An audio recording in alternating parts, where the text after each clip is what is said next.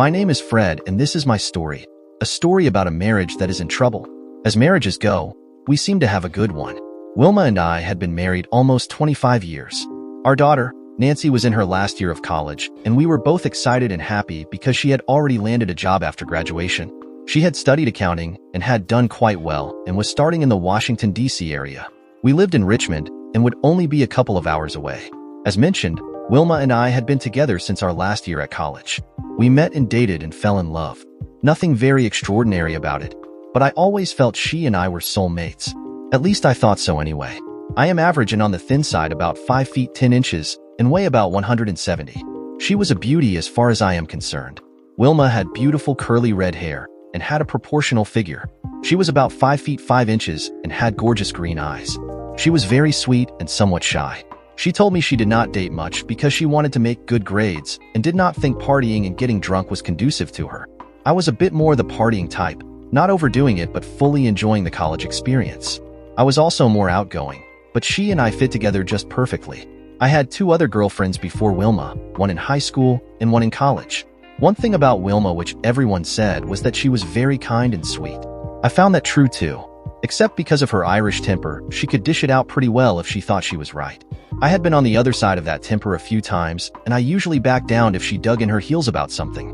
Through the years, we both developed into our daily rituals. I worked in retail at a department store, and she worked in the city codes department. She was very diligent and had been there over 20 years. She worked there when she first got out of college and then stayed home for our daughter's first 5 years. She resumed her career. Dealing with the city had its ups and downs, but generally she liked it. My career was also improving as I had entered the workforce right out of school. We had moved back to our hometown and enjoyed it there. I had offers at other locations, but Wilma did not want to leave as her mother still lived in the area and was getting older. My parents had both passed away. The losses were difficult as both had died of cancer, and it had happened rapidly. It was a big loss for me, but Wilma and my daughter and her mother were there for me. She loved my parents as well, and it was a loss for her too. I suppose when you have been married for a while, you tend to take each other for granted. That was probably the case for each of us. As our daughter had gone to college and was getting ready to move away permanently, I felt this was a good time to start getting back the special times Wilma and I had had when we were first married. I had started to take Wilma out for a weekly dinner date. Our love life had become somewhat stale, and I thought this would wake up our love again. Now, after listening to so many stories about philandering wives, and some of the clues something is not right, I never had the slightest idea she would ever put our marriage in trouble. She always did the right thing, as far as we were concerned. As I mentioned, I gave her freedom to do as she felt was appropriate, and she always did the right thing. I was the one who paid all of the bills, and she was the cook and handled all of the household things. We had always been a great partnership, and when she wanted to buy something she asked, and I did too. If it was a large purchase, we always discussed it first. As anyone who works in retail, at Christmas we worked unbelievable hours. I was assistant manager of the store, and it was not unusual to work 60 hours per week. Wilma, on the other side, did not work as much during the holiday time, as she usually had saved up some days off to use at the end of the year. Also, every year her department at the city had a Christmas party, and all of the spouses were included. Even though Christmas was busy, I always made an appearance at her party just to meet and get to know her colleagues. Starting in the fall, Wilma had started to become a little more aloof. Nothing dramatic, but just a little distant. As a man who had been married so long, I just dismissed it. However, she started not being interested in any romance.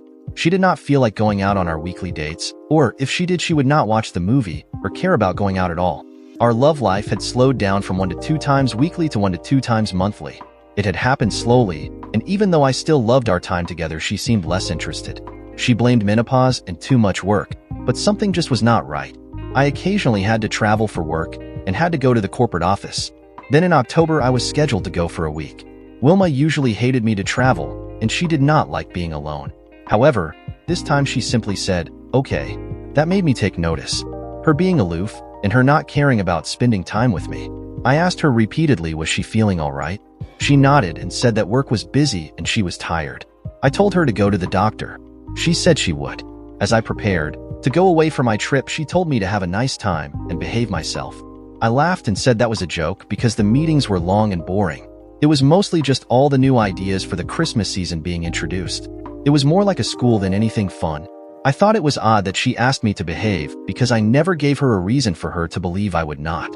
As I thought it through, the more I thought about her actions as well as her words, something was obviously wrong. I asked her if everything was fine and she said yes. I told her I would miss her, and she said it was only going to be 5 days. She always hated sleeping alone. Oh my God, maybe she was not going to be sleeping alone. I watched her very closely over the weekend. My flight was out on Sunday afternoon, and I would arrive back at about dinner time on Friday. I called a couple of her friends and asked if she had told her anything that something was wrong. Her friend Beth, who was her closest, said she seemed tired, but she had not told her anything else. I also knew Sally, one of her coworkers. I asked Sally if anything at work had changed for Wilma. Sally was silent for a minute, and I repeated myself. Then Sally said, "We have a new manager in our department, and he had implemented new rules and everyone was busier." I thought that was interesting that she never mentioned that to me. I asked when the manager arrived and what was his name. She hesitated and said he had only been there for a couple of months. She did not say his name, so I asked again. Sally told me she did not want to get involved. I was stunned. "Sally, please tell me what is going on. I am very worried about Wilma." Sally reluctantly said his name was Barney Rubble, and he is a big man and very intimidating. "Sally, please, should I be worried about this man? How old is he?"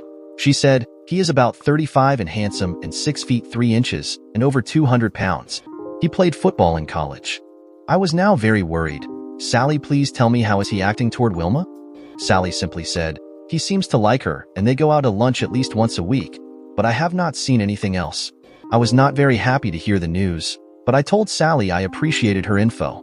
"Sally, one more thing, please. I know Wilma is your friend, but please tell me if anything seems out of character for Wilma. Please, I need to know. I will never tell her you told me anything." Sally said she would try. That was not exactly a ringing endorsement. Now I was in full worry mode. Should I try to confront Wilma and ask, or find out some more information first? I was leaving in 2 days, and I needed to know more. I started doing a little research about Barney. I found some information about him that was released by the city as a new hire. He had come from Charlotte and apparently was not married and had 2 sons. Next, I looked around to find out where he lived. I found that he lived in a neighborhood about 5 miles away. It was nice, but similar to ours. I was trying to remember if anyone I knew lived near him. Maybe they could keep an eye on him while I was away. Saturday approached, and I was trying to do some detective work and find out more about Mr. Rubble, the handsome football player. I wish Sally hadn't told me he was handsome or intimidating. That worried me. My wife, who was more of a follower, might just follow this stud to his bed. I know I have never had a reason to believe Wilma would be unfaithful, but I was just worried by her recent actions. I also called our daughter and asked if she noticed anything different about her mom. She said about the same as I did, that she seemed a little detached, but nothing bad. I asked her if she could call her and just probe about her job or how things were going, without raising suspicions. I tried to tell Nancy that I was simply worried about her job and nothing about her boss. She told me she would call me back after she talked. I continued to plan.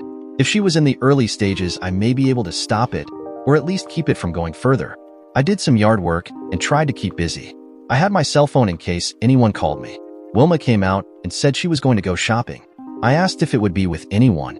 She said no and would be back soon. After she left, I decided to see if I could get into her computer.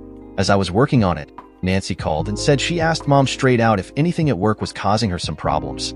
She said she had some issues and they should be resolved soon, but would not elaborate. She also asked her mom if anyone at work was part of the problem, and she answered that it would be taken care of as well. That did not give me much to go on, but I had to find out more. As I attempted to get into her computer, she had changed all of the settings and I could not get into it. This just added to my worries. It appeared that she had deleted all of her old sent messages, as well as cleaning out her deleted box. I wish I could get into her cell phone, but she kept that like she was attached at the hip with it. As I was starting to get some of my clothes ready for the trip, then it struck me I should take a drive to Rubble's house and just drive by to see if she decided to run over there. Wilma was dressed normally as if she was going shopping, but that may not have meant anything.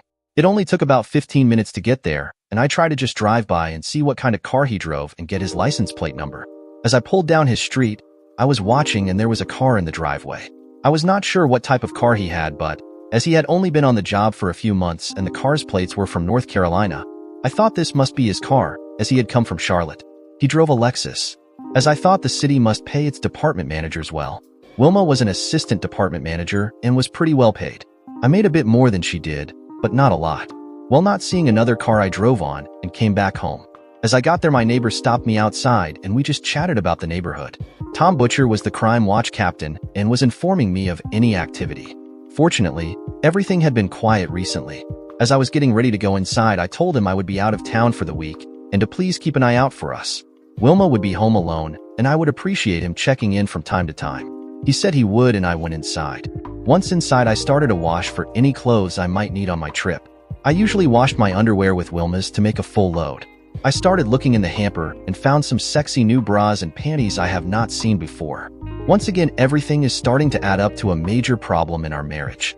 Now, as most men, when I see something new, my wife will laugh and say she has had that for a year and I never noticed before. I was positive I had not seen it before. I did check the panties to see if anything was left in it. It just looked regular to me and I washed them. Wilma knows that I love black and red lingerie and have given it to her in the past, and she pretty much almost never wore it. Now I see both and wondered when she decided to wear it. About this time, I heard the front door open and she walked in and came upstairs. I asked if her shopping was a success and she said she really did not find much, but there was a sale at the mall. As I work at a department store, I get an employee and spouse discount and she usually enjoys it. This time she mentioned she didn't find anything. I asked if she went to where I worked and she said she wanted to try some new places. I just shook my head. At dinner that night, the conversation was very quiet. I was thinking about my situation, and I think she was too. Both of us on opposite sides. Wilma was a wonderful cook and always made delicious meals. Lately, she had started to just get more prepared food to serve. Sometimes when we were both busy, it was fine, but she had not been as busy lately.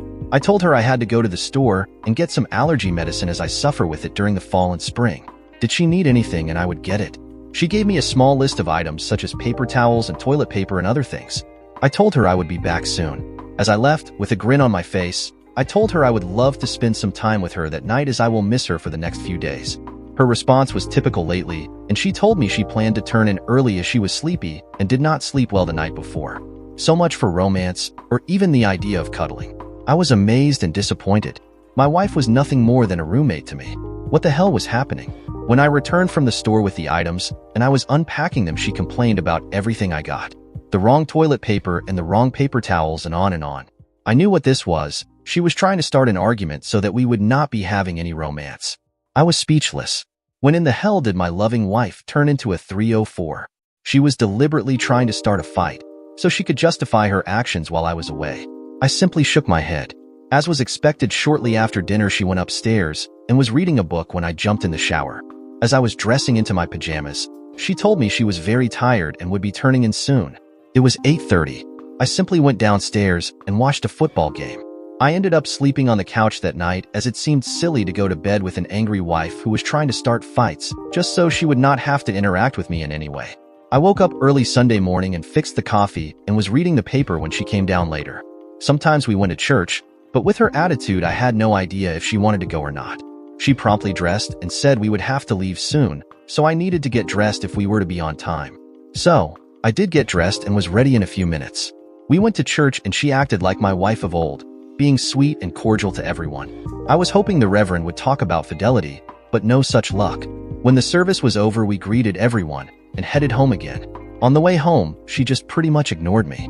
As we pulled into the driveway, she left the car and I was going to bring our garbage cans around for Monday morning pickup. She yelled at me to hurry and opened the door as she forgot to take her keys to the house. I opened the door for her and finished my garbage duty. Once inside, she was fixing a sandwich for herself and was starting to eat. Normally, she would ask if I wanted something, or she would fix something for both of us. I proceeded to undress and get into jeans and a sweatshirt. Then I went and made myself a sandwich too and ate in front of the TV. As I glanced at Wilma, she was casually reading the paper. Then her cell phone rang and she picked it up and left the room. This woman had more lives than Sybil. No words had been spoken in the time I entered the house. After lunch, I went and got out all of our clothes that I had washed. I folded it and brought upstairs to our bedroom. I folded Wilma's lingerie and left it on the bed, and I started packing my suitcase for the trip. When she came up later, I wanted her to know that I had not only seen her lingerie and had folded it for her. Her only comment was, "I hoped you washed it on gentle," because she would hate to have all of her clothes ruined by my incompetence. I turned and was about to explode. I was angry and about to tell the witch what she could do with her new panties and bras, but she left the room. I packed and was getting ready to go. Wilma saw me bring my suitcase and carry-on bag and place it by the door. She complained that now she had to take me to the airport and give up her Sunday afternoon. Usually she was happy to drive me, and we chatted about how we would miss each other. This time I knew I would never be happy again with this woman. I told her, "Never mind. I will drive myself and have a wonderful week." I was sure she had made plans and could not wait until I was gone. I drove myself and left the house without saying goodbye or our usual kiss. The trip to Chicago was uneventful and I checked into my hotel room. I was the only one from my particular store there, and it gave me a chance to meet other people and discuss business. As much as I hated to travel, meeting others was good and rewarding as we shared ideas. I usually gave my wife a call to tell her I was safe, but I didn't, and what was the point? She was no longer mine anyway. I did call my daughter and tell her I was away for a few days and reach me on my cell if she needed anything. I never heard a word from Wilma. I was quite sure she was happy to be away from me. We had a decent dinner and I met others from all over the country. I was tired and needed a good night's sleep as I had not slept much the last few nights. I woke up once in the middle of the night and I burst into tears. I had held all my emotions inside and I finally let it all out. I was so glad I was alone because I knew my marriage was over unless Wilma decided I was significant again in some form. I could not live like this. I cried about my daughter spending each holiday with one parent and then the other. I cried for all of the years we had shared together. Mostly very happy. I finally went back to sleep and got up to start the week of meetings. I checked my cell and no messages or texts from Wilma. Nothing. Talk about a kick to the balls. Absolutely nothing from my supposedly loving wife. The week went by with my meeting, and I slowly started to formulate a plan to extricate myself from my marriage. It was obvious that she was gone and I would never get her back.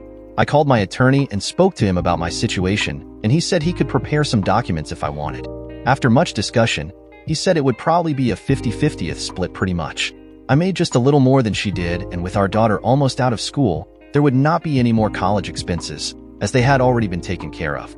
I was reluctantly satisfied with starting the procedure to end this sham of a marriage. Amazingly, all of this happened within a few weeks. Also, I still had no evidence she was cheating physically, but she was very much emotionally cheating as I was cut off from her life. Next, I checked all of our accounts. I paid many things online, and my wife had never even seen anything about our accounts. She usually didn't care at all. She did not know what we had in our retirement accounts and only paid for whatever she wanted to buy. Now I felt at least I was taking back my life. As the week progressed, I decided to call Tom, my neighbor, to see if he had noticed anything going on in the neighborhood. He informed me that a car was picking up my wife every morning and dropping her off every evening. I asked what type of car was it. He said it was a Lexus. I laughed and said thanks for the info, Tom. My neighbor had always been a bit nosy, but now I was very happy for his intrusion. I asked a big favor: could he tell me how long the car was parked in my driveway? I was blunt and told him some of my worries. He said he would be happy to, as he himself had been involved in a nasty divorce a few years prior. On Thursday, I spoke to my boss back in Richmond and asked if I could leave that evening as something had come up at home. He agreed, as most of the final meeting on Friday was simply a wrap-up of the week. I got an early evening flight back and called Tom again. He said the car was parked overnight, and he had a couple of photos with time stamps on it. I told him I owed him, and he said no problem. I also told him I was coming in later tonight and planned to see what was happening. He was retired and would probably be there if he could do anything for me. I thanked him and told I would park down the street and see him first and then go home. As I was flying back, I was deeply concerned about what would happen when I got home. I knew my marriage was over, but I was still so shocked by Wilma. How could a loving wife turn into a complete, thoughtless, uncaring 304 in a matter of a few weeks? Finally, I got off the plane and went and found my car. I checked my phone again and saw nothing from my wife. My daughter had called and I called her back. She said she had tried to reach her mom, but she never answered, on her cell or our home phone. She even left a message for her to call. I pulled into my street and slowly walked up the street. There were no cars parked in front of my house. It was about 8 o'clock in the evening, and I thought maybe Wilma's car was in the garage. But since only one car could fit in the garage, at least Rubble the a-hole wasn't there. I went to my neighbor's. Tom answered the door and invited me in. He told me that the car was there all night. It had parked on the street, but right in front of my house. So much for being discreet. He said he saw them leave about 6 o'clock and had not returned that he knew. I was wondering if they went to his house or was just out to dinner. I then decided maybe I should drive over to Rubble's house. Tom suggested I move my car to the street behind ours, as when they came back they might notice it being parked nearby. I agreed. He thought I could go over to the other house, but thought that they would return because if they were spending the night at his house, she would have taken some clothes. Tom mentioned. They looked like they were just a happy couple as they were holding hands as they stepped in the car. He apologized after he said it, and I told him not to worry about it because my marriage was over anyway. Now I had to wait. I called my attorney and told him I was back in town. He informed me he had the papers drawn up. It was a pretty even split. We would each keep our own retirement programs and split the house evenly after it is sold. We each would get some of the equity built up in it. We had been there almost 18 years and had a fair amount of about $100,000 each once it was sold, provided she did not contest it. I told him I would be amazed if she would contest unless she tried to get a better deal. He said he could have it ready to serve on Monday morning. I had a lot to do, but there was no way I could keep a lid on this until Monday. I needed to get to the bank and distribute the funds, as well as the joint accounts and credit cards. It wasn't a lot of different accounts, but in the interest of fairness for the 24 years together we had to do it. The last few weeks had destroyed any goodwill left for me. The most difficult thing was to call Nancy and tell her. I decided I had to wait until I confronted them to see what was going on first. As I waited, Tom could see I was extremely nervous, and he told me sit down and relax and he would get some coffee. He told me about his time in the Army and how waiting was a big part of the discipline. I appreciate hearing his perspective, and he calmed me down as we waited. We were in his living room and facing my house across the street. It was dark, and when we saw a car come down the street, he went over and watched. He told me to sit tight and then wait until they had come back, and we will see what they do. Finally, about 8:30 a.m. car pulled out front of the house. Out stepped Wilma, and then this big man walked around and put his arm around her as they walked to the door. Tom had an excellent camera and took pics of them as they went inside the house. Then he turned to me and asked me what I wanted to do. Did I want to see them or wait until he leaves and confront Wilma by herself? As tomorrow was Friday, they would have to go to work and then see what happens. I decided to wait a few minutes and then sneak into the house. Tom suggested I call my attorney and see what he recommended. I did and told him I was going into my house and my wife and her lover were there. He told me maybe it would be better if I waited until he could get a PI there to go in with me to prevent any possible violence or anger to ensue. I told him it would take too long. I wanted to see them so I could prove once and for all and get some pics. He said not to do that, but I was determined. He said the guy could react, and it could degenerate into a huge confrontation. I told him I did not care at this point, I had to see it. I told him I had to go. I turned to Tom and told him I was going in a few minutes. I wanted to catch them in a compromising position, not just talking but doing. Tom told me he would go too, and I said no, I could handle it. He said wait a minute, and left the room. He came back with a handgun. He said just for defensive reasons. He told me he was at least going to stay outside the house in case something happened with his cam and phone. I said, I appreciate it, and we went over. I looked at the clock, it was about 9 o'clock. I watched and saw it was dark in the upstairs bedroom. I peeked in and saw them in the living room. He was kissing Wilma very passionately. It took all my strength not to scream at him and Wilma. My heart broke, but I watched, and if they continued in the living room, others could see them from the outside. The curtains were partially opened. If someone was up close, they could see into it. Tom came over and took a couple of pictures with his camera. Rubble was towering over my wife.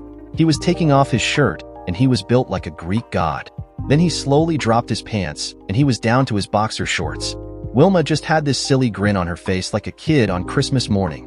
What little hope I had left to save my marriage evaporated when Wilma stood up and he took off her blouse and pants. She stood there in the red panties and bra that I admired when I washed them on Sunday. He then picked her up and carried her upstairs. When I saw the light go on, I moved to the back of the house and slowly unlocked the back door. I slowly went upstairs and stopped. I heard Wilma giggling and Rubble tell her he was going to use her like his little sex toy. I turned on my video from my phone to listen to their comments and slowly peered around the door. It was open with a light on. They did not see me standing in the hallway and I was filming it. He was naked and I saw him from the back. Wilma was lying on our bed at the bottom of the bed. She was lying there with. I was hurt, angry, and almost numb. As I slowly appeared in the doorway to get a better picture of Rubble, I could see him and he was with Wilma and I saw lust in her eyes. He told her he was going to screw her until she begged him to stop. Finally, Wilma turned her head and saw me. I watched as her lust turned to horror as I stood there. Rubble turned and saw me and laughed and said, "The chicken is here, and now you can see how a real man drills his wife." I stood there and slowly my blood started to boil and said in a loud voice, "Screw you and screw her, and nobody is coming in here and disrespect me in my house, my bedroom, and with my wife." Rubble stopped for a minute and then regained his bluster and said, "What are you going to do about it, you cuck?" I responded, "Let me ask you a question. How big are you?" He said, "About 6 feet 3 inches and weigh 225, and I have something you will never have, a giant Johnny." Then he laughed. The whole time this is going on, Wilma is wide-eyed and deathly quiet. I then said, "I bet you stay in shape. Do you run too?" He was surprised I was having a regular conversation with him, and he said, "Yeah, I run pretty well and stay in good shape." "Well, you scumsucker, can you outrun a bullet?" and pulled the gun out of my pocket. Wilma screamed, and he lost all his attitude and said, "Hey man, don't do anything stupid." I told him to kneel on the floor. "Do it now, you a-hole," and Wilma shut the hell up. She just whimpered and shook. "Now that I have your attention, I want to ask you a few questions." By now a calm had come over me and I was feeling pretty good. First, who was the mental giant who decided to screw in my home, you or Wilma? Answer me, you piece of shit. We knew you were out of town and thought we would be more comfortable here. Wilma wanted to be here if you called. I said, "Wow, that was brilliant." Now next question, how many times have you screwed? Wilma, would you like to take that one? I smiled at her and she just shook her head and wept. Well, cowboy, looks like it's for you to answer. Answer it well, or it might be your last if you lie. We have done it 5 times. When was the first? Monday night was the first time. I pulled the gun closer to his head. I swear it was Monday night.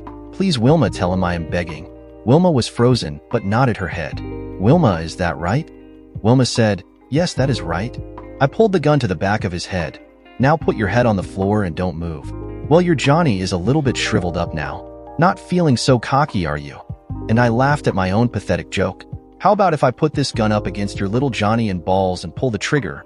You won't die, but you won't have your fun any longer. Please, no, don't. I promise I won't ever touch her again.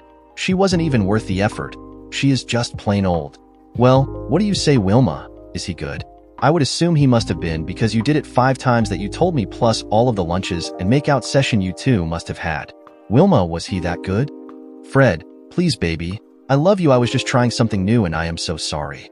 It was exciting, but it was going to end soon, I promise. But you didn't answer my question. Did you like his big tool? Well, did you? No, baby, it hurt, but I wanted to try it and see how it felt. It is over now, so we can be a couple again. I laughed and said, "Since you are not going to screw him again, is it okay if I shoot his balls and his little Johnny off? He won't need them again." I cocked the hammer on the gun. All of a sudden, Rubble was begging and peeing on the floor. Oh, poor baby. He had an accident. Sorry, buddy, but you peed all over my carpet. What a piece of shit. Okay, poop stain, get up and get dressed. I don't know what came over me, but I felt like I was regaining some self-respect. He slowly got up and started dressing. Now, let me make a statement about this little incident. I have a little video and pics of you two doing and saying many things. If you do not want this released, I would keep this little intervention quiet. Do you both agree? Wilma nodded and Rubble said, "Yes, I agree. Please don't release the video, please." Wilma said, "Fred, I am so sorry. Please don't do that. Please, I will do anything for you." Rubble was dressed and I asked him to leave, but I did mention, "Barney Rubble, please don't go screwing any more married wives, okay?" He nodded and left. Now I was left with my faithless wife, still naked and crying. I told her to get dressed and I would make some coffee and we would talk. My good friend Tom was downstairs and told me he was proud of me and listened to the whole conversation. I was surprised but thanked him. He told me he was backing me up because when he gave me the gun, he only had 1 bullet in it, and he was prepared to intervene if needed. He was afraid I would kill them both and make a mess. This way 1 bullet would mostly stop the a-hole. Then I shivered a little because he could have killed me if I had missed. He grinned and said he was there before that happened. I thanked him and he told me, "In spite of what she did, don't hurt her. You will be in jail and your daughter needs you." Thanks again, Tom. I will. In a few minutes, my lovely cheating wife came down. I poured her some coffee and we sat down. She tried to sit beside me on the sofa and I got up and sat in the recliner looking at her. "Well, what do you have to say for yourself?" Wilma answered, "I cannot even express how sorry I am and for all I have done. You know me, I have never acted that way." I stopped her. "I thought I knew you, now continue." She cried and went on. "I got caught up in the thrill of a new adventure, and I thought you would never find out." I laughed and said, "You and Poop Stain were about as subtle as a freight train. You treated me despicably. Did you think I was deaf, dumb, and blind? You know I loved you immensely and my life for 24 years was wonderful because of you and Nancy. Then it appears you became obsessed and lost your mind. Okay, here is your chance to clean your soul and tell me everything. Any lies and I am throwing you out now." As I was saying this, I was never taking the 304 back. I was just trying to get her conscience to admit her mistakes. She cried and said she understood. Fred, I have no excuses except I was swept up in the moment and let him take me. He was like a wild animal with fire and something I have never felt. You are so loving, caring, and kind. He was like a wild man who was going to take whatever he wanted. She paused and I looked at her expressionless. I know it sounds so stupid and I acted like a teenager on a first date. I said, that was a hell of date. 5 sex sessions plus many other gropes and feels. Plus, let's not forget the lunches. You also know your coworkers know about it too. They saw you two acting that way. She gasped, oh my God, I never thought they would. Sorry, dear. They know you are a 304. She cried some more. I am so sorry, for you and me. I have disgraced myself. I couldn't agree more, but you also humiliated me, and your disrespect and narcissism were awful. Everything was about you. I have never thought anyone who supposedly loved me would treat me like that. I started to tear up. She saw me and rushed to me. I told her to sit still and leave me alone. You have left me alone for weeks and showed no inclination about caring for me at all. Did you even realize you never called me when I was away for 5 days? You were so enraptured with your big lover. You forgot about the man that stood by you for over 24 years. Shame on you, Wilma. I would have bet anything on earth you would love me until I died. For better or worse. And then I started to cry. I had held it together through all of this and now I couldn't stop. I thought about all of the future holidays. Next week was Thanksgiving. My poor Nancy was going to split all holidays bouncing from parent to parent. Wilma had ruined it all. As much as I was angry at Rubble, she hurt me much more because of her lack of respect and love for me. In her eyes, I was a chicken because I put her welfare above mine. I sacrificed for her. I nursed her when she was sick and understood her feelings. I gladly put my own desires behind hers. She had been a wonderful wife and mother, and now it was all gone. Maybe I should have treated her like crap sometimes, instead of caring about her feelings. She came to me again and I pushed her away. She grabbed my legs and laid at my feet crying. I had to have this conversation for closure. I was not waiting for her to prepare some bullshit that all cheaters use. I was lonely. He told me I was pretty, and so on. I did not care what he said, only what she did. My heart was breaking, but I was going to get better. Finally, after a few minutes, I told her to sit back down on the sofa so we can continue to talk. She continued to cry but sat back down. Wilma said, Fred, I have lost everything. My self-respect, your love. I am heartbroken. Wilma, do you love him? Do you want him? What are your plans? No, I don't think so. I was just in love with the idea of something new. I said, you don't think so. So you are not completely sure whether you love him or not. No, Fred, I do not love him. It was the novelty of doing something I was not supposed to do. You know me, sweetheart, I have always been the good girl and done what everyone thought I should. Then Barney came along. I never met someone who was so overpowering. I was under his spell.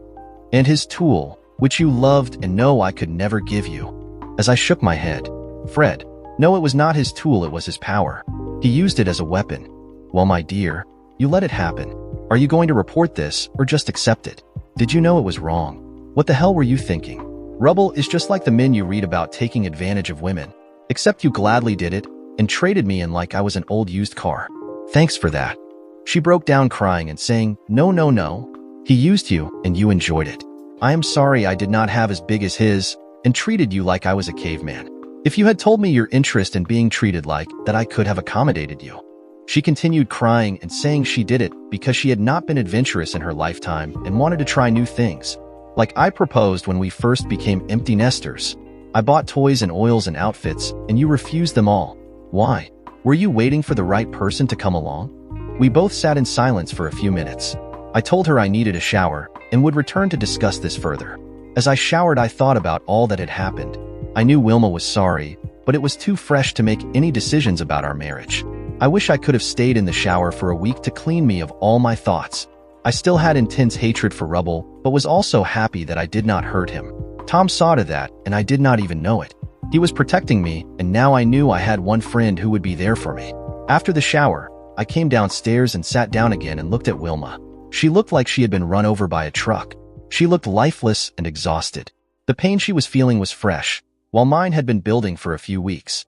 Finally, she spoke, Fred, I love you, and always will love you.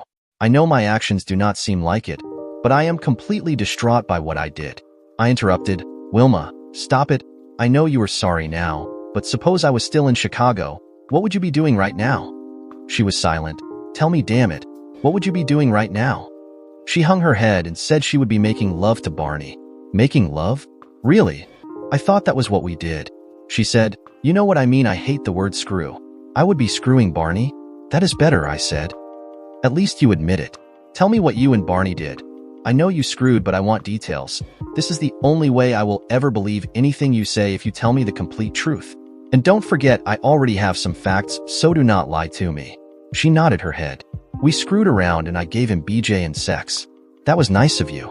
Seeing as I wanted you to do that, but you thought it was disgusting. But good old Big Meat comes along, you were happy to do it. Did you enjoy? She shook her head. No, I just did it because he demanded it. I do not understand why I would let him treat me like that. He liked using me as his toy. But you enjoyed it. You should have seen your eyes when he was waving that big Johnny in your face. I have never in 24 years ever seen that lust in your eyes for me. Never. How do you think that makes me feel? She started crying again. Honey, I love you, and you are so tender and loving. He was just a brute. He took me and I am so ashamed. Let me ask you a question, Wilma. Do you know when we last had sex? Wilma said, a couple of weeks ago, asking nervously. Obviously, she did not even realize it. No, it has been 4 weeks, about the same time you started seeing Barney. Did you even notice we had not done anything at all? Also, when did we make love before that? Were you thinking of him then? She said, I did not realize it at all. I am so sorry. I was so selfish and consumed that I missed it. No, I did not think of him when we were together because we make love. He just took me, it was not the same. But you did like it, that was obvious.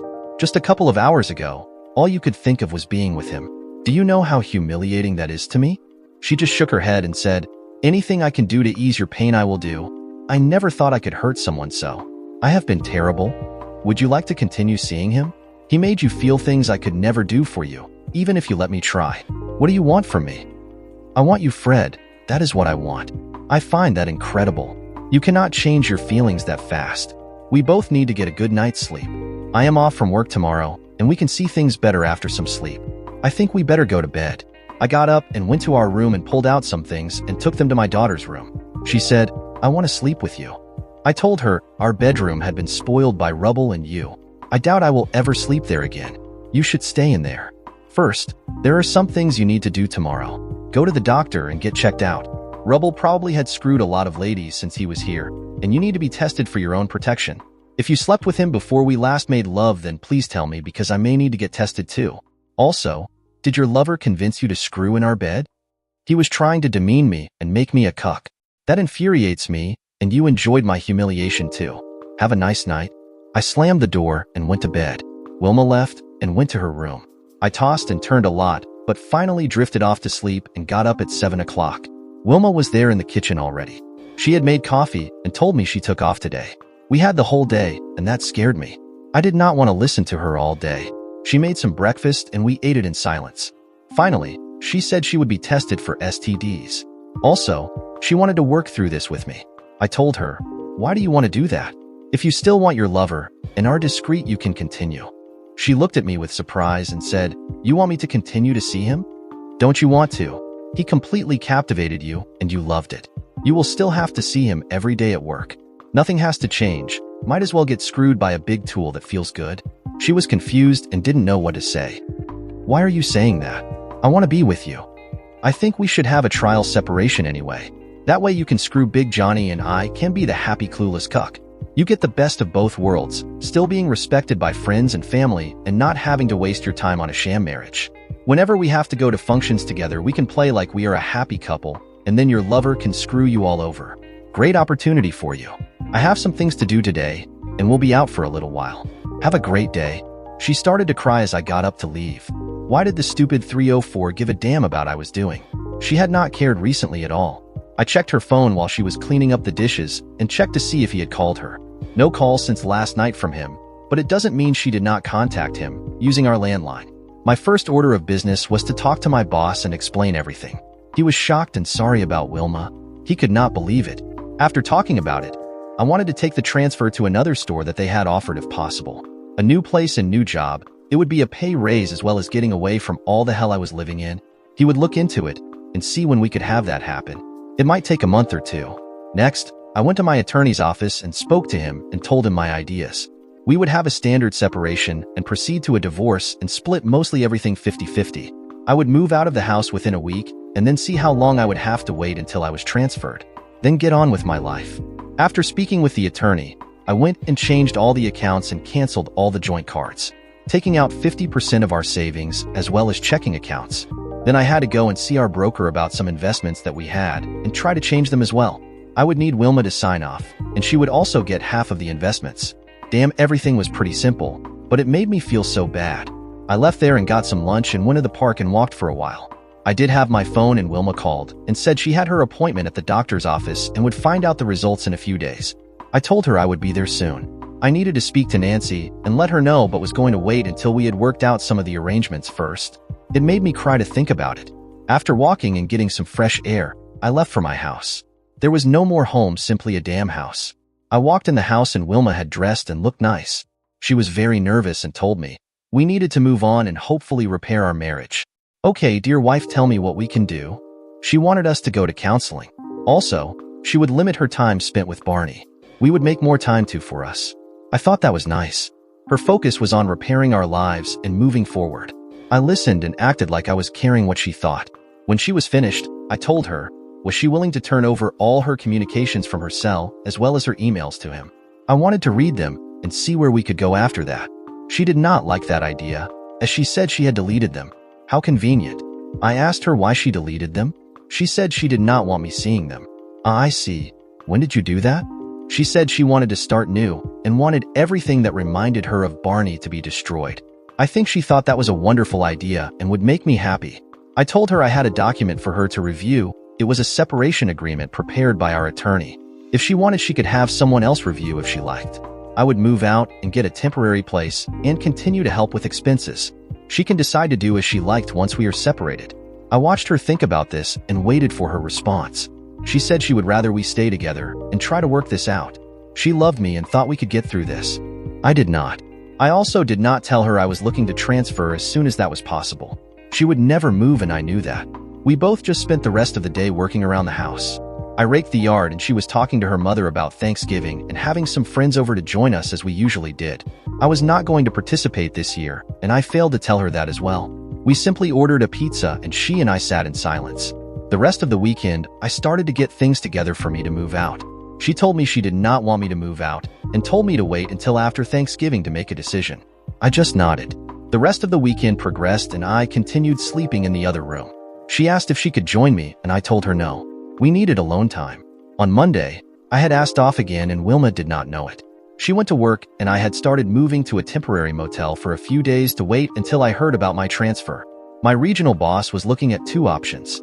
Since I is the assistant manager at the store, the manager was also involved. He was a good friend and knew my move would benefit me financially as well as getting away from the toxic environment I was living in. About lunchtime, I called Wilma's office and spoke to Sally. I could tell she reluctantly wanted to speak to me, but I had to know what Wilma's demeanor was like at the office. Sally noticed that Wilma was very quiet and off to herself. She also noticed that she had met with Barney in his office for about an hour. When she came out, she was nervous and went straight to her office. Sally said she peeked in her office, and it looked like Wilma had been crying. Sally asked what was wrong, but Wilma said had a rough weekend and that she and her husband had been having a difficult time lately. Sally, being a friend, said, "Did anything have to do with Barney?" and she nodded, but did not give any other details. I asked if Barney and she were going out to lunch, and she could not tell because Barney left about 10 minutes ago and she just left. I thanked her and decided to ring Wilma. I waited a few minutes and then wanted to see if I could tell if she was with him. Wilma answered after I called and asked if she was at lunch. She said yes, and I could hear noise in the background like people talking and probably was at lunch. Then I asked the big question, "Are you alone?" She said she was only picking up lunch and then returning shortly. I called Sally again and found out she was only gone for about 25 minutes. So maybe she was telling me the truth. Sally also said that she went into Barney's office again for about 30 minutes. I thanked her again and then finished moving some clothes to my temporary home for a while.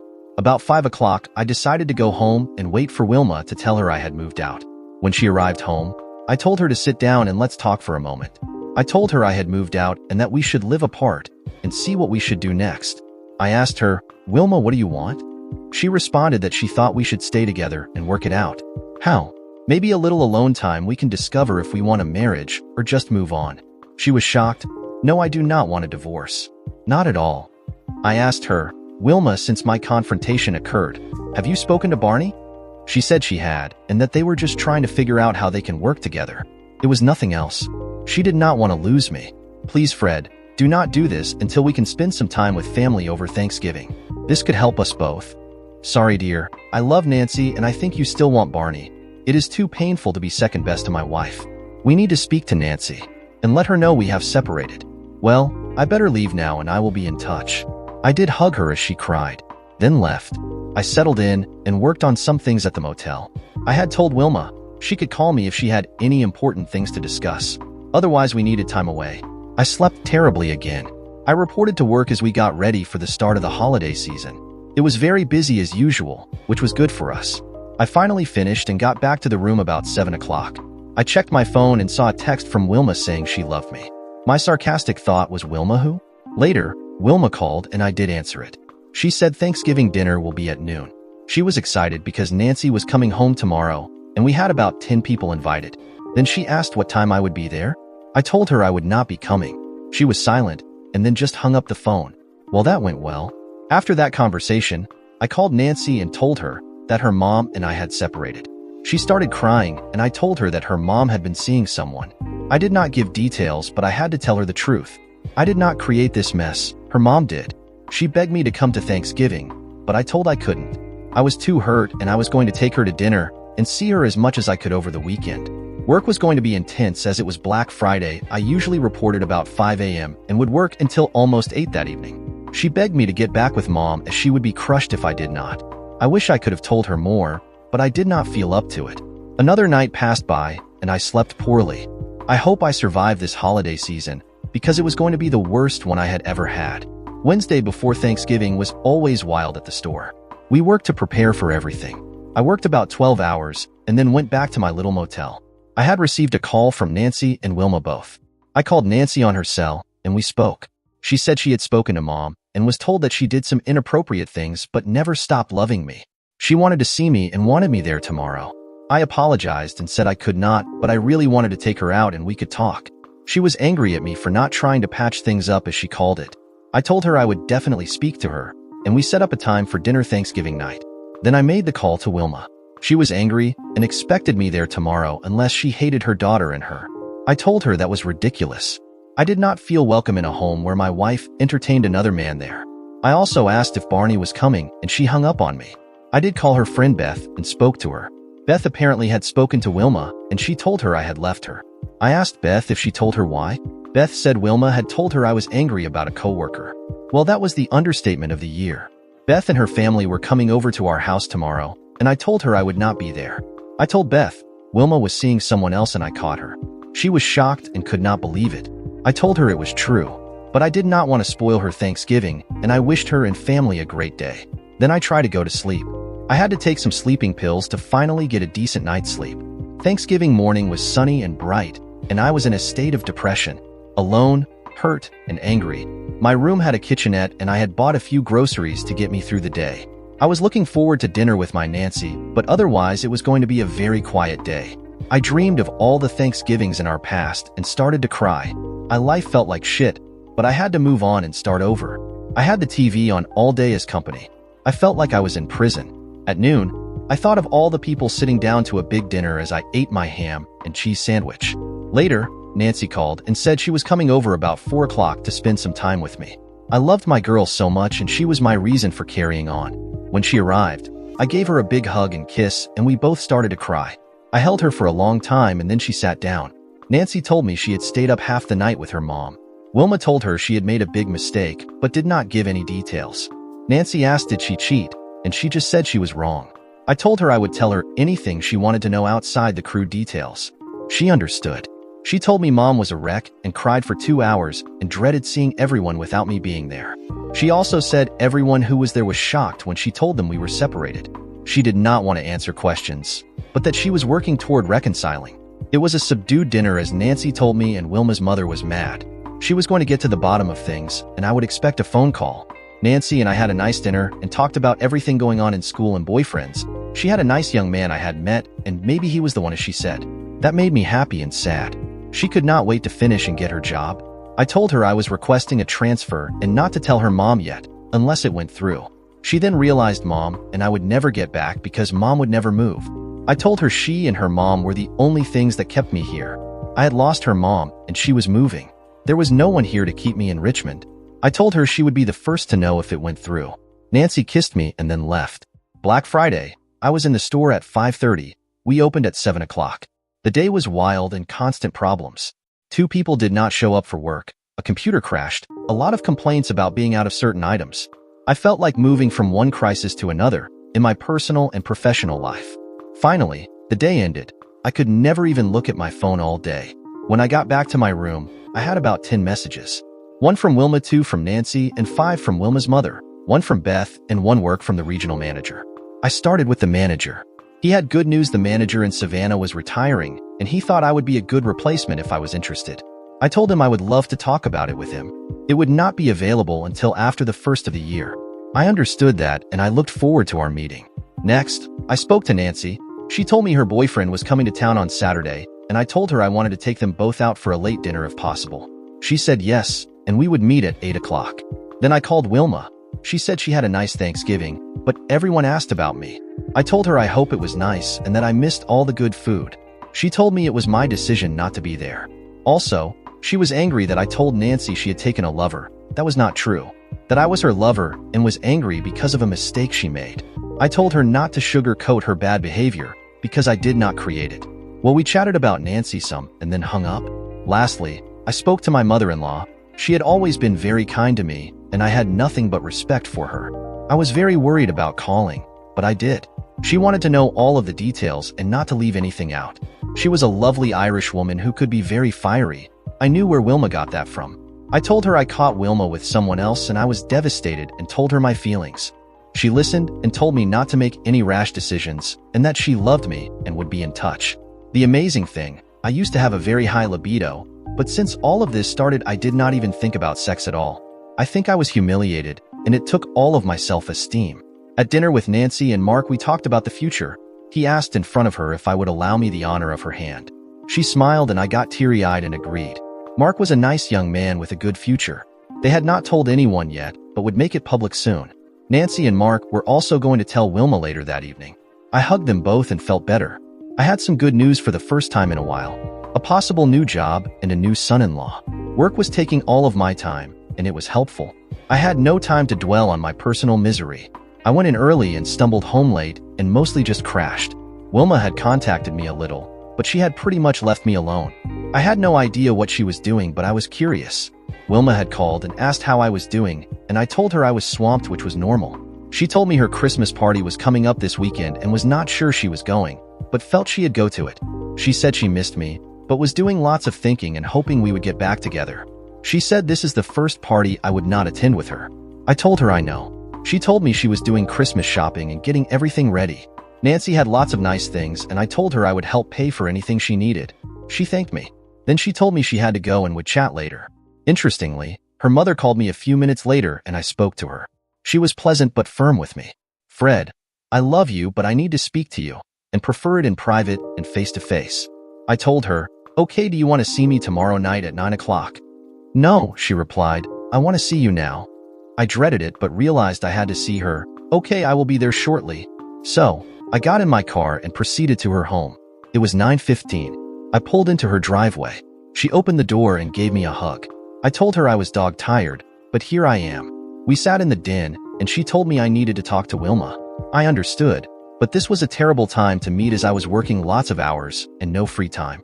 About that time, the door opened and in walked Wilma. I had not seen her since before Thanksgiving. She did look nice, a bit thinner maybe, but my heart still skipped a beat. Then I was angry. Wilma's mom said, calm down dear, this will not take long. Wilma rushed in and grabbed me around the waist and hugged me tight. She got right to the point. Sweetheart, I know I hurt you deeply, but I wanted to let you know I am trying to get back in your good graces. I met a counselor and she has helped me start to see problems. I want you to take me to my Christmas party. Please, I am begging you, and I promise to be good. It is for my job. They like to see couples, and it can help me. Wilma, you know I am working massive hours right now, and it is very difficult to get away. Won't it look funny to see me there with you? I am sure Barney would love to try to humiliate me again. Barney is a jackass. I don't worry about his feelings. I worry about yours. Please, there is a dinner and dance. You could leave after dinner and promise me one dance, okay? Please? How do I get into this shit? She told me when and where, and I will let her know if I can be there. Wilma kissed me, and I told her I had to leave. Her mom kissed me and said, please give her another chance. She is lost without you. I said my goodbyes and left. The party was a week from Saturday night at the local Marriott. Reception at 6 o'clock, dinner at 7 o'clock, and dance at 8:30 to 12 o'clock. I checked my schedule to see if I could stay from 6:30 about 8:30. It looked like it might work out. I had spoken to my attorney, and he had all of the paperwork ready whenever I wanted it served. I asked if he had a PI he worked with, and he gave me a number. I contacted Phil, who was a PI and a damn good one according to my attorney. I met him and told him my whole story and that I had been invited to a dinner and wanted to have her followed for a few days first. I still wanted out, but to appease my daughter and mother-in-law, I was trying to give her one final chance. Wilma had texted me and said she loved me and could not wait to see me in my tux at the dinner. I texted back, I have not decided yet. A week goes by and I get a call from Phil. He said he has followed her and watched who she met. She did go out to lunch with Barney one day, but they acted normal and not romantic. He had stopped by her house one day, but was only there about 10 minutes. It appeared she had not had any romantic encounters with him this week. He told me he would follow her up until Saturday afternoon. I thanked him and hung up. The one thing that bothered me was that he showed up at my house, even for a few minutes. He was a complete a-hole and I was about to retaliate. I just had to concentrate for a few more weeks and then I would be gone. Wilma texted me and wanted to know if I would pick her up. I told her I would most likely be coming straight from work and probably have to meet her there. I also texted and asked if she saw Barney away from work. She texted back and said no. Then I followed up, what would he say if I showed up at the party? She said it did not matter what he thought. I kept it up. What did you talk about when you were together? She said only work-related things. All business. So, you have not been with him since I saw you both? She said it was over. Well, it was Friday night at work, and Phil had texted me and asked him to call ASAP. I was busy, but within 30 minutes I had a moment. I called him. He told me Wilma was at Barney's house. She left work and went there about 5:30. I saw a delivery boy bring a pizza about 6:15. It was now 8:30. I knew that was the nail in the coffin. Although I was already going to leave, this will just make it easier. Now I could tell my daughter and mother-in-law I tried. I told Phil if he had any pictures that was fine. He said he would try. I was scheduled to close the store at 10 o'clock. Then usually it took almost an hour to finish up. I was in turmoil because even if I was thinking about giving her a chance, it had evaporated. Phil texted me about 11:15. He had some pics, but not as helpful as I had hoped. It showed them hugging but no intercourse that he could see. They appeared to stay in the living room area and not in the bedroom. I wondered if I should call. I decided to at least give my soon-to-be ex-wife a reason for not attending the party tomorrow night. It rang, then went to voicemail. I left a message to call me. A few minutes later she called and asked if I was okay. I told her something had come up and I would not be able to attend the party tomorrow night. She sounded disappointed and said she had a new dress and wanted me to see it. I then told her I knew she was with Barney and to tell him to screw off and I hope you were enjoying his Johnny. Then I hung up. I went back to my motel at 11 o'clock and dropped in the bed. Phil texted and said Wilma left right after I called. The Saturday morning was bright and cold. I had slept a little better than I thought I would. I did call Nancy and told her I was not getting back with her mom because she was still seeing Barney. She was disappointed because her mom said she had not seen him outside of work and never would again. Then I called my mother-in-law and told her the same thing. My mother-in-law was livid and apologized for raising a 304. I told her I appreciated all of her support through the years and told her bye. I did check my phone and there were 5 calls and about 10 texts, all explaining that she was there, but that nothing happened. They had a pizza and chatted. Nothing happened. She said that over and over again. I finally texted her back and told her that Barney had one and not to bother me anymore. I will send the paperwork for the divorce on Monday. Back at work I was still in the same routine, but at least I knew my future was planned. I had to call Sally one more time at Wilma's work. I told her this was the last time, and I appreciated all that she had done for me. I told her not to tell Wilma I called. I asked about the party and she said Wilma was quiet and stayed with the girls mostly but did dance with a couple of guys and yes, Barney one time, but did not look happy. I asked did she say anything about me. She said that you and she were probably getting a divorce and she started crying. I told Sally thank you and best to you. At Christmas, Nancy came over at night, and she and I had a nice quiet dinner in my motel. Obviously, we were both down, but I was so happy to see my baby again. She said Mom was very unhappy, and she let her have it about her lifestyle and disrespect to me. She said Mom cried most of the night. Then Nancy told her I had a transfer and would be leaving the area after the first of the year. She cried like a baby and told her she was so wrong about everything. She always thought we would get back together. She called and texted for me not to move. Please would I see her? I refused. Nancy also said her mom got the divorce papers. She said she put them down and have not moved them since they arrived. I asked if she would just sign the damn things and we can move on. She said she hated to give up the house, but figured she would have to. Well, time moves on. It has been almost 2 years and I am happy in Savannah. My beautiful daughter is married and happy with Mark and lives in Northern Virginia. She loves her job and hopes to start a family in a few years. My ex-wife Wilma did sell the home and I got my half of the proceeds. She at first tried to fight the divorce, but it was a waste on her part. She never dated Barney after our split as he had moved on to his next conquest. The next conquest was also with a married woman, and he lost his job over sexual harassment. Even Wilma testified against him. Nancy tells me her mom dates occasionally, but is not happy. Her unhappiness keeps her from going out, and she prefers to stay at her condo. She tells Nancy she made a huge mistake and will never forgive herself for her actions. She says she still loves me, but knows I will never take her back. I refused to meet with her, and my attorney handled everything. I did see her at the wedding, but we stayed apart as much as possible.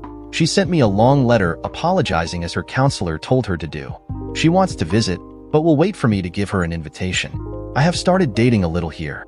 It is nice, and I am taking it slow, but I have met some lovely ladies, and I am as happy as I have been since this all happened. Wilma stopped calling after the last time. She said, "Is there anything I can do to get you back or to forgive me?" I told her, I don't think so. Dear listeners, please share your thoughts in the comments section below and don't forget to like, share, and subscribe.